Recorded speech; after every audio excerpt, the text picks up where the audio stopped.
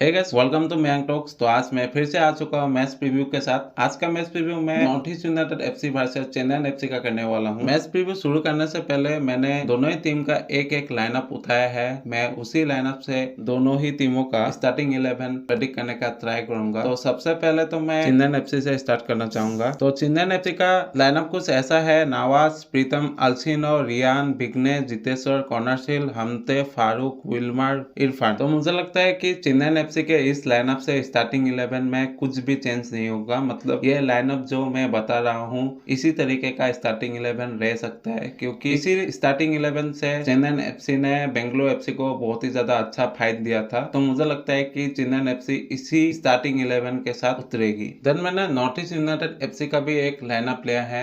मैं उसी लाइनअप से नॉर्थ ईस्ट यूनाइटेड एफसी के लिए भी स्टार्टिंग 11 प्रेडिक्ट करने का ट्राई करूंगा। तो नॉर्थ ईस्ट यूनाइटेड एफसी का लाइनअप कुछ ऐसा है: गुरमीत, रिडीम, आसिर, जोबैको, सामते, मायाकनन, फाल्गुनी, मैकार्टन, नेस्टर, थॉय, हजारे। तो मुझे लगता है कि नॉर्थ ईस्ट यूनाइटेड एफसी के इस लाइनअप से कुछ चेंजेस होगा। जैसे कि मुझे लगता है कि फाल्गुनी के जगह में बेमेमार आ जाएंगे, क्योंकि बेमेमार का सस्पेंशन हट जाएगा और बेमेमार अवेलेबल रहेंगे। तो मुझे लगता है कि फाल्गुनी के जगह में बेमेमार आ जाएंगे। देन मुझे लगता है कि नेस्टर के जगह में गियर्मो आ सकते हैं, क्योंकि नेस्टर का मुझे उतना ज्यादा अच्छा फॉर्म नहीं लगा है, स्पेशली मैं इस सीजन की बात करूँ तो। और मुझे लगता है कि इस लाइनअप से थॉय के जगह में जितिन को लाया जा सकता है, क्योंकि जितिन के आने से north East United FC wings का अच्छा इस्तेमाल करती है। तो इसलिए मैं चाहता हूँ north East United FC starting 11 में जितिन को जगह दे, और फिजिकलिटी के हिसाब से भी जितिन बेहतर है थॉय से। देन मुझे लगता है कि नॉर्थ ईस्ट यूनाइटेड एफसी के लिए यह मैच बहुत ही ज्यादा इंपॉर्टेंट है, क्योंकि उड़ीसा एफसी बहुत ही ज्यादा क्लोज है नॉर्थ ईस्ट यूनाइटेड एफसी के पॉइंट से। तो मुझे लगता है कि नॉर्थ ईस्ट यूनाइटेड एफसी अगर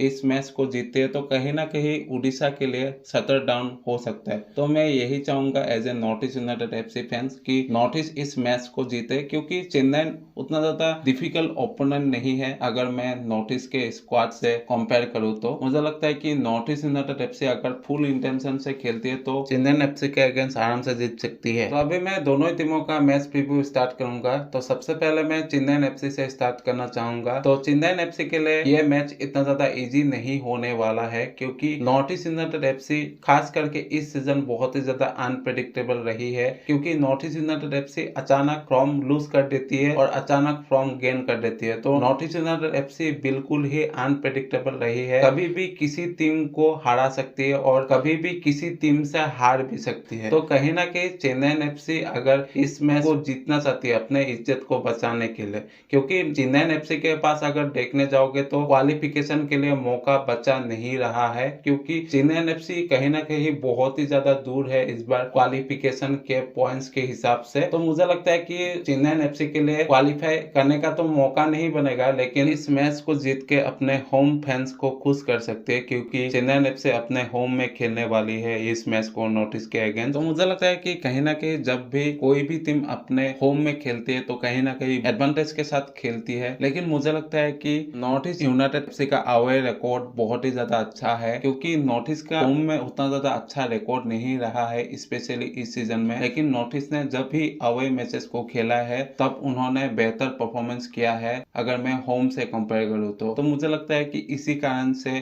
चेन्नई एफसी के लिए बिल्कुल ही आसान नहीं होने वाला है नॉर्थ ईस्ट यूनाइटेड एफसी के साथ खेलना। और मुझे लगता है कि चेन्नई एफसी के लिए नॉर्थ ईस्ट यूनाइटेड एफसी के कुछ प्लेयर्स थोड़ा बहुत डेंजरस साबित हो सकते हैं। सबसे पहला नाम मैं अलादीन अजहरे का लेना चाहूंगा। देन मुझे लगता है कि जितिन एमएस भी डेंजरस साबित हो सकते हैं चेन्नई एफसी के डिफेंस के लिए। देन मुझे लगता है कि गियर्मो भी थोड़ा बहुत डेंजरस साबित हो सकते हैं, क्योंकि उनका लिंक प्ले थोड़ा बहुत डेंजरस होता है। लेकिन गियर्मो अगर अवेलेबल रहते हैं तो, क्योंकि उनका मेरे पास कुछ अपडेट है नहीं। देन अभी मैं नॉर्थ ईस्ट यूनाइटेड एफसी का प्रीव्यू करना चाहूंगा। मुझे लगता है कि नॉर्थ ईस्ट यूनाइटेड एफसी के लिए यह मैच बहुत ही ज्यादा इंपॉर्टेंट होने वाला है, क्योंकि नॉर्थ ईस्ट यूनाइटेड एफसी के अगर पॉइंट्स को नजर डालोगे तो 32 पॉइंट्स है, और पॉइंट्स टेबल में अगर नजर डालोगे तो उड़ीसा के पास 29 पॉइंट्स है। मतलब बहुत ही ज्यादा क्लोज है नॉर्थ ईस्ट और उड़ीसा के बीच में, क्योंकि अगर नॉर्थ ईस्ट यूनाइटेड एफसी दोनों मैचेस को हारती है तो कहीं ना कहीं उड़ीसा एफसी के लिए मौका बन सकता है। तो मैं चाहूंगा कि नॉर्थ ईस्ट दोनों में से एक मैच को किसी भी हाल में जीते, क्योंकि अगर आप देखने जाओगे तो नॉर्थ ईस्ट यूनाइटेड एफसी अगर एक मैच को भी जीती है तो उनके पास 35 पॉइंट हो जाएगा, और नॉर्थ ईस्ट यूनाइटेड एफसी के पास पहले से ही गोल डिफरेंस 10 का है, तो नॉर्थ ईस्ट के पास उतना ज्यादा टेंशन नहीं है। लेकिन उड़ीसा एफसी अगर दोनों मैचेस को भी जीतती है तो उड़ीसा के पास 35 पॉइंट ही होगा, जिसके कारण से नॉर्थ ईस्ट और उड़ीसा का पॉइंट बिल्कुल ही सेम हो जाएगा अगर नॉर्थ ईस्ट यूनाइटेड एफसी दोनों मैचेस से एक मैच को हारती है। लेकिन आप गोल डिफरेंस में अगर नजर डालोगे तो कहीं ना कहीं मुझे लगता है कि नॉर्थ ईस्ट यूनाइटेड एफसी का ज्यादा बेहतर गोल डिफरेंस है। देखो, उड़ीसा एफसी भी अपना गोल डिफरेंस को रिमेनिंग मैचेस में सुधार सकती है, लेकिन मुझे नहीं लगता है कि उड़ीसा एफसी